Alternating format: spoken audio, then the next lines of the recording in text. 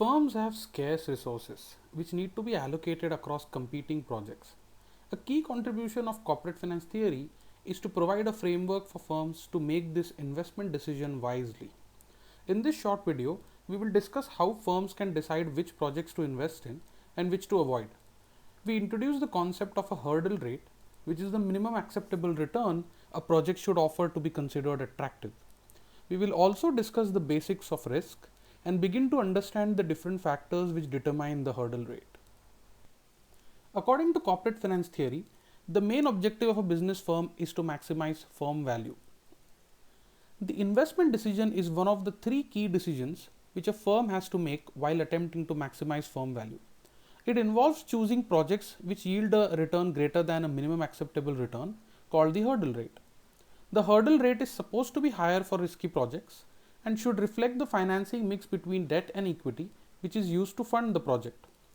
The return on a project is measured based on cash flows expected to be generated by the project and the timing of these cash flows. Before we discuss the framework for selecting investments or projects, we should clearly define what we mean by an investment or a project. A wide variety of decisions is included in the definition of investment decisions. They include not only those decisions which generate revenues, like introducing a new product or expanding into a new market, but also those which save money, like building a new and more efficient distribution system. In terms of the time horizon, they include short-term decisions, traditionally categorized as working capital decisions, like how much inventory to maintain and how much credit to give to customers. And at the other end of the spectrum, long-term strategic decisions like acquisitions of other companies and which markets to enter are also investment decisions. Broadly, every choice made by a firm can be framed as an investment. At the core, the investment decision focuses on the optimal allocation of capital by a firm across different initiatives. In order to decide whether a project is acceptable, the return on the project has to be compared with a minimum acceptable return, which is called the hurdle rate. For an attractive project, the return on the project should be more than its hurdle rate.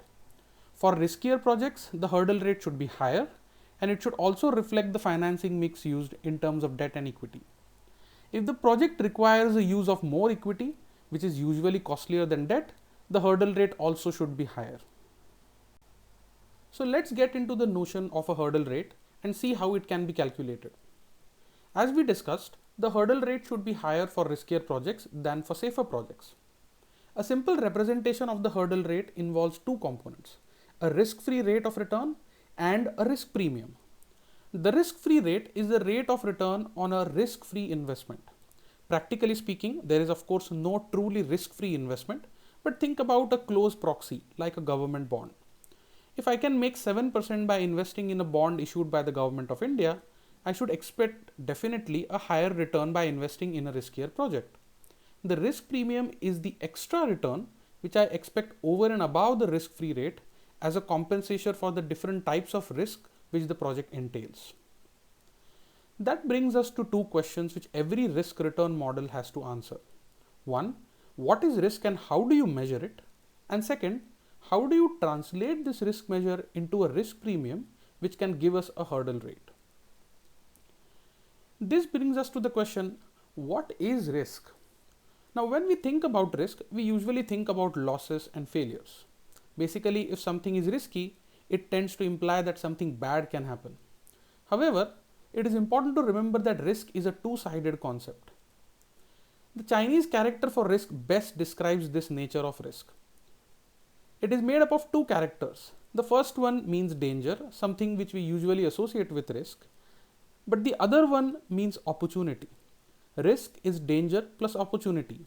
You cannot have one without the other. The key thing to remember about risk and financial instruments in general is this. If you want to make a high return, you also expose yourself to higher losses. Remembering this simple fact can ensure that we don't fall for misleading promotions which guarantee higher returns without any risk of losing money. Now, why is this important? Risk is neither good nor bad. It is simply a fact of life. A business cannot avoid risk, but has to decide how best to incorporate it into the decision-making process. Let us expand a bit on the notion of the hurdle rate as a risk-free rate plus a risk premium. The risk-free rate is driven by two factors. First is the time value of money, which is measured as the real risk-free rate.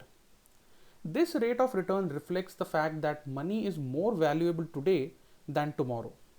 If given a choice between spending 100 rupees today and spending 100 rupees 1 year from now, most people would prefer to spend it today.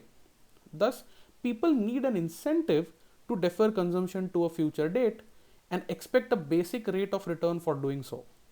As an example, I might be willing to delay spending the 100 rupees if I get to spend 105 rupees 1 year from now.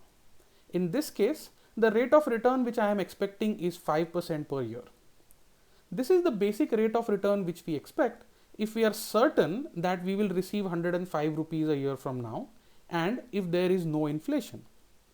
If, however, we expect some inflation, which means an increase in the price of goods and services, the expected rate of return would increase as well and would be measured as the nominal risk-free rate.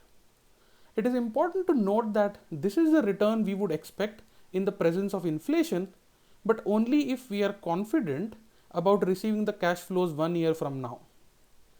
This rate is called as a common effect since it affects all investments equally, whether they are risky or risk-free. Finally, if we are uncertain about receiving the 100 rupees or 105 rupees a year later, we would expect an extra return over and above the nominal risk-free rate to compensate for this risk. This is the risk premium. It is driven by different types of risk present in any investment, like business risk, financial risk, liquidity risk, currency and country risk. Together, these factors determine what a minimum acceptable return would be on any specific investment.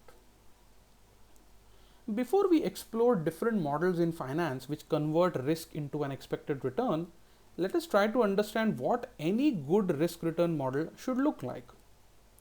First, it should be able to come up with a risk measure which is universal so that it can be applied to a wide variety of assets.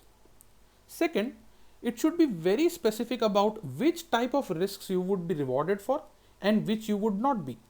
As an example, let's say you've put a shady friend of yours in charge of managing your stock portfolio, and there's a risk that he might invest in the worst possible stocks and lose all of it, or just take the money and party with it. Now, if you come and say that there is a high risk and I need to be compensated for this with a high return, that's not going to happen. And we'll see that there are several risks for which you may not be rewarded, and there are of course different ways of managing those risks. Third, it should provide a standardized risk measure. What that means is you should be able to look at the estimate of risk for a particular company or an investment and be able to tell whether it is high or low, good or bad, without looking at any other numbers.